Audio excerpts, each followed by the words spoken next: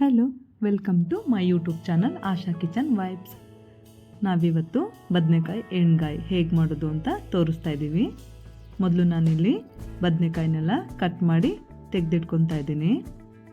ಬದನೆಕಾಯಿ ಕಟ್ ಮಾಡಿದ ತಕ್ಷಣ ನೀರಲ್ಲಿ ಹಾಕಿ, ಇಲ್ಲಾಂದರೆ ಕಪ್ಪಾಗುತ್ತೆ. ಇದನ್ನು ಬ್ರಿಂಜಾಲ್ ಕರಿ ಅಂತಲೂ ಹೇಳ್ತೀವಿ.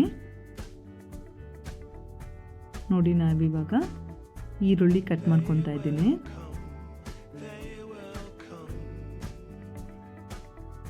ನೆಕ್ಸ್ಟು ಟೊಮ್ಯಾಟೊ ಕಟ್ ಮಾಡ್ಕೊತಾ ಇದ್ದೀನಿ.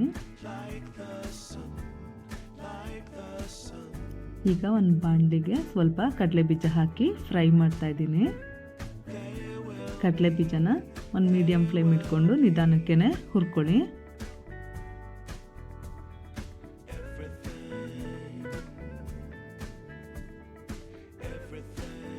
ನೋಡಿ, ಇವಾಗ ಬಿಳಿ ಎಳ್ಳನ್ನು ಆ್ಯಡ್ ಮಾಡ್ತಾ ಇದ್ದೀನಿ.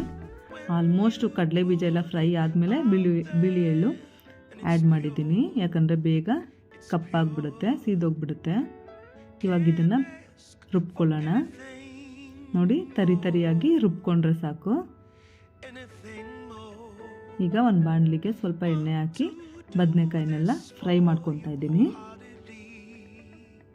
ಬದನೆಕಾಯಿ ಎಣ್ಗಾಯಿ ಅಂದ್ರೇ ಹಾಗೆ, ಫಸ್ಟು ಸ್ವಲ್ಪ ಎಣ್ಣೆಲಿ ಬದನೆಕಾಯಿನೆಲ್ಲ ಫ್ರೈ ಮಾಡ್ಕೊಳ್ಬೇಕು.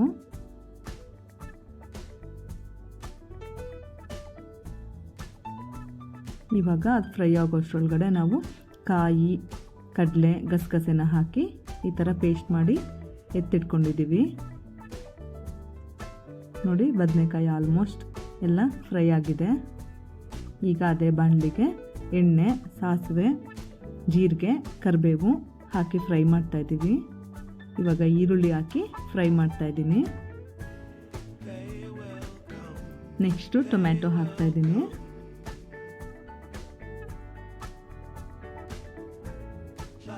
ಸ್ವಲ್ಪ ಉಪ್ಪನ್ನು ಹಾಕಿ ಫ್ರೈ ಮಾಡ್ತಾ ಇದ್ದೀನಿ, ಯಾಕಂದರೆ ಉಪ್ಪು ಹಾಕಿದ್ರೆ ಈರುಳ್ಳಿ ಟೊಮ್ಯಾಟೊ ಬೇಗ ಸಾಫ್ಟ್ ಆಗುತ್ತೆ. ನಾವಿಲ್ಲಿ ಸಾಂಬಾರ್ ಪೌಡರ್ ಮತ್ತು ರೆಡ್ ಚಿಲ್ಲಿ ಪೌಡರ್ನ ಹಾಕ್ತಾ ಇದ್ದೀನಿ. ಸ್ವಲ್ಪ ಫ್ರೈ ಮಾಡ್ಕೊಳ್ಳಿ.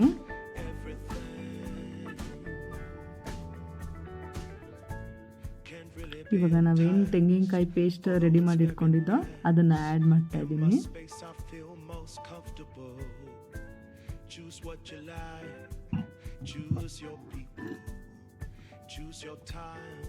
ಇವಾಗ ಎಷ್ಟು ಬೇಕಷ್ಟು ನೀರನ್ನು ನೋಡಿ ಮಿಕ್ಸ್ ಮಾಡ್ತಾ ಇದ್ದೀನಿ.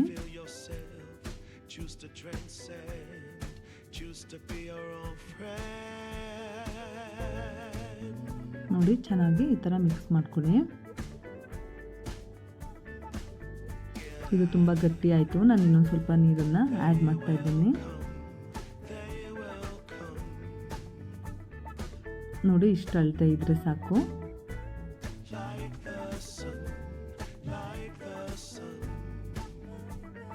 ಇದಕ್ಕೆ ಸ್ವಲ್ಪ ಉಪ್ಪನ್ನು ಆ್ಯಡ್ ಮಾಡ್ತಾ ಇದ್ದೀನಿ.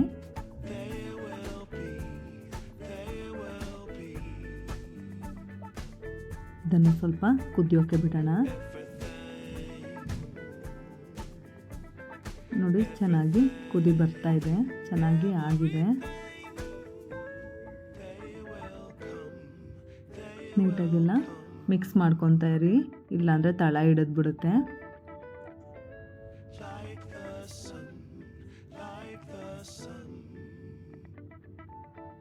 ನೋಡಿ, ಚೆನ್ನಾಗಿ ಆಗಿದೆ ಕರಿ.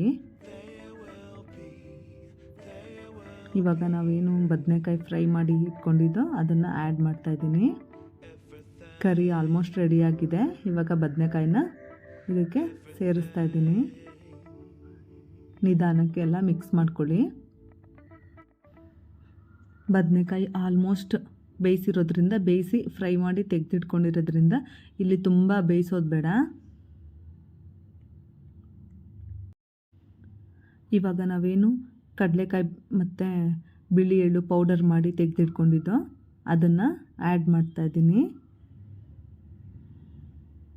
ನಿಧಾನಕ್ಕೆ ತಿರುಗಿಸ್ಕೊಳ್ಳಿ. ನೋಡಿ, ಎಣ್ಗಾಯಿ ಎಷ್ಟು ಚೆನ್ನಾಗಿದೆ, ಎಷ್ಟು ಚೆನ್ನಾಗಿ ಕಾಣ್ತಾ ಇದೆ. ನೋಡಿ, ಆಗಿದೆ. ಈಗ ಲಾಸ್ಟು ನಾನು ಕೊತ್ತಂಬರಿ ಸೊಪ್ಪನ್ನು ಆ್ಯಡ್ ಮಾಡ್ತಾಯಿದ್ದೀನಿ. ಬಿಸಿ ಬಿಸಿ ಅನ್ನ, ಚಪಾತಿ, ಅಕ್ಕಿ ರೊಟ್ಟಿ ತುಂಬ ಚೆನ್ನಾಗಿರುತ್ತೆ ಬದನೇಕಾಯಿ ಎಣ್ಗಾಯಿ.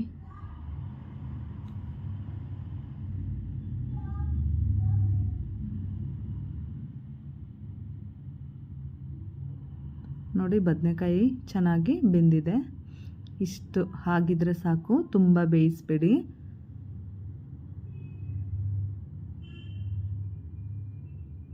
ಇಷ್ಟು ಸಾಫ್ಟಾಗಿ ಬೆಂದಿದೆ ಬದನೇಕಾಯಿ. ನೋಡಿ ಎಷ್ಟು ಚೆನ್ನಾಗಿ ಆಗಿದೆ.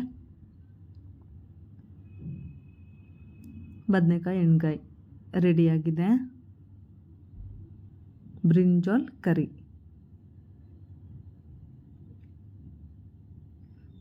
ಬಿಸಿ ಬಿಸಿ ಅನ್ನದ ಜೊತೆನೂ ಚೆನ್ನಾಗಿರುತ್ತೆ, ಅಕ್ಕಿ ರೊಟ್ಟಿ ಚಪಾತಿ ಜೊತೆನೂ ಚೆನ್ನಾಗಿರುತ್ತೆ.